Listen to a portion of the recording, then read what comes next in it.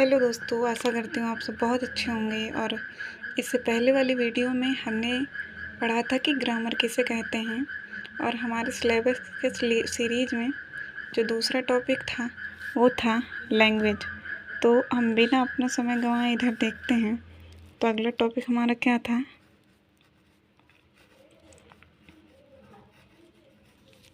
यानी कि भाषा किसे कहते हैं, किसे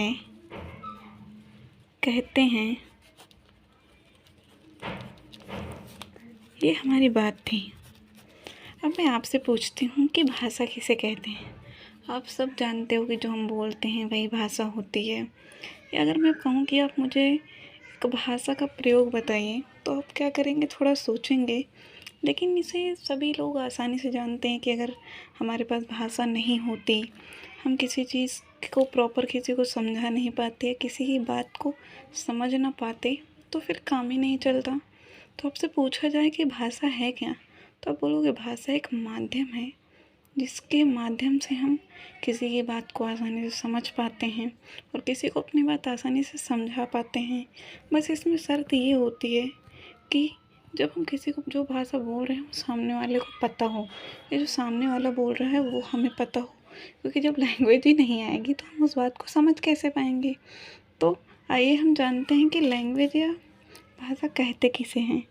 तो क्या है कि यहाँ पर क्या बोलेंगे कि लैंग्वेज या भाषा एक ऐसा माध्यम है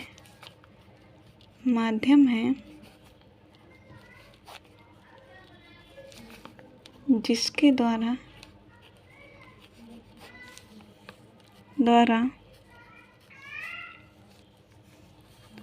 हम अपने विचारों तथा भावों को व्यक्त कर पाते हैं या दूसरे के विचारों तथा भावों को समझ पाते हैं। तो यहाँ पर हमने जाना कि लैंग्वेज एक माध्यम है, भाषा एक माध्यम है जिसके द्वारा हम अपने भाव तथा विचारों को किसी को समझा पाते हैं और किसी के भाव तथा विचारों को समझ पाते हैं। तो यहाँ से अब हमें पढ़ना क्या है? ग्रामर। तो ग्रामर में को प्रॉपर पढ़ने के लिए हमें ज़रूरी होगी एक लैंग्वेज। तो हमने यहाँ से जाना कि लैंग्वेज किसे कहते हैं। उम्मीद है आप सभी को ये परिभाषा अच्छे से समझ में आई होगी। और मैं एक बार फिर कहती हूँ कि किसी भी चीज़ को रटना मत, उसे समझने की कोशिश करना।